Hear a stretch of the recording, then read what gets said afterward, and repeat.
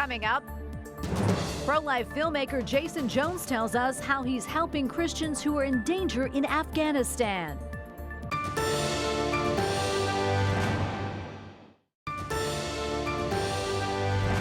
As I mentioned, the Secretary of State was on Capitol Hill today defending the chaotic withdrawal from Afghanistan of those left in the country. Many are facing violence and threats from the Taliban, and some nonprofit organizations and individuals are working tirelessly to get them out of the country and find a new home. And joining us now, he is one of those incredible people helping those left behind in Afghanistan, pro-life filmmaker Jason Jones. He is president of the Vulnerable People Project and also host of the Jason Jones Show. Jason, thank you so much for your time today, and also thanks so much for what you are doing. It's incredible. For those who may not be familiar, can you tell us a little bit more about the Vulnerable People Project and what you're doing to help those in Afghanistan? Tracy, well, thank you for having me on your show. The Vulnerable People Project, it's our little Catholic apostolate that seeks to defend the most vulnerable people in the world and those moments of greatest vulnerability. We were very active in Sudan during the genocide. We were very active in Iraq. And Afghanistan was a country we didn't have much of a footprint in, but folks didn't know that. So beginning in early August, we were overwhelmed with emails and calls for help. And so that's what we've been doing now for over a month. Yeah, that's incredible. You know, we've also been hearing stories and seeing some horrific images coming out of Afghanistan in regards to the Taliban's treatment of certain people, such as women and journalists. Can you talk about the threat that the Taliban poses for religious minorities there, in particular Christians? Yeah, well, I can tell you firsthand, we have been on the phone with families who are trying to move, especially in the early days when they were near the airport. One of the family members, an evangelical pastor's son, 12-year-old son, was shot for no reason while waiting in line to be processed into the airport. We're working with dozens of Catholics now that are in safe houses, that are in hiding. An alert just went out today that tonight the Taliban will begin searching house to houses in several districts in Kabul. We're working with people of different ethnicities and of different religions, but all that are being hunted by the Taliban because of these differences and or because they worked with the United States, and sometimes in just very small capacities. They might have been cleaning bathrooms in an airport, and yet because they did that, they're being hunted for their life today. It is so disturbing to hear that. We hear more and more of those stories. Today, as you know, Secretary of State Antony Blinken was testifying on Capitol Hill about the U.S. withdrawal from Afghanistan. I want to get your take on that and your opinion of how the U.S. handled that situation and what you think comes next or maybe should come next. Blinken needs to resign or be impeached. He was dishonest today in the hearing and then strikingly honest in other ways.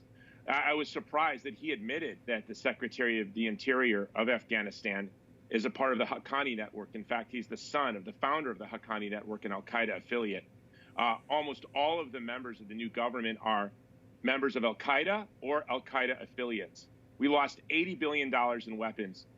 Today, Blinken continued with this dishonest narrative that those weapons were demilitarized. $80 billion in weapons, the equivalent of 80% of all aid given to Israel from 1949 until today. They want us to believe that several hundred soldiers and airmen were able to demilitarize in 10 days as the country was collapsing around them. Absolutely unbelievable. They have 1 out of 10 now, the Taliban, and really partners with al-Qaeda today, right now, have 1 out of 10 Humvees in the world. They have 3 M16s for every member of the Taliban. They have, I think they rank now 4 in the world with Black Hawk helicopters. It really is unbelievable. You know, I'm going to throw out another number to you. The U.S. is now pledging $64 million in aid for life-saving support to the Afghan people. That said, as we know, the Taliban is in control of that country. We've seen how they operate. So, Jason, what do you think the chances that aid actually gets to the people? Yeah, none.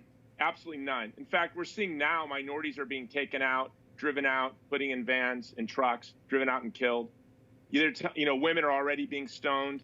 I heard, I think it was Senator Rubio that had mentioned just all of the horrific videos we see on Twitter.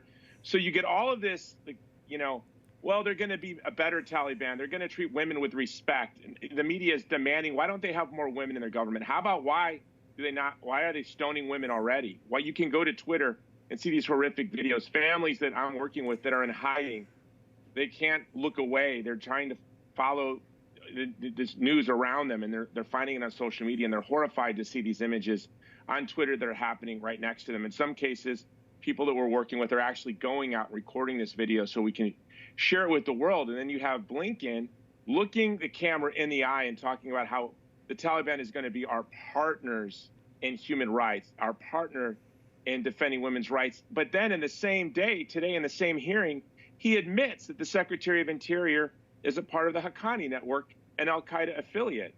They've been dishonest to us. Today, again in the hearing, Blinken said that they knew by early July that it was over.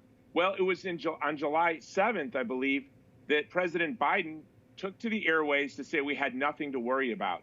That same week, already 213 districts had fallen to the Taliban. 116 the Taliban was about to take, and the government only had 73 districts. This was in the first week of July. It's like dropping an egg from a 12-story building, and when it's at the 6th story, saying, well, the egg didn't break yet. But Blinken knew, the president knew, they're being dishonest. And in fact, President Biden was, I guess, honest at the end of the day when he was asked about the chaos in Kabul on August 15th. And he said, well, this was baked into the cake. If this kind of tragedy and horror was baked into the cake, American citizens have been left behind. We're working with permanent residents, green card holders left behind, special immigration visa holders, these SIVs. When you hear them on the news talking about SIV, think of somebody who fought shoulder to shoulder with your brother, with your sister, with our friends, with our families that were fighting some of the most vicious terrorists in the global war on terror. This is who we have left behind, and they knew. They knew in early July, and I can't imagine they didn't know months before. Yeah, Jason, I tell you, it is unbelievable. Unfortunately, we have to leave it right there. Thank you so much for weighing in, and thank you so much for what you are doing.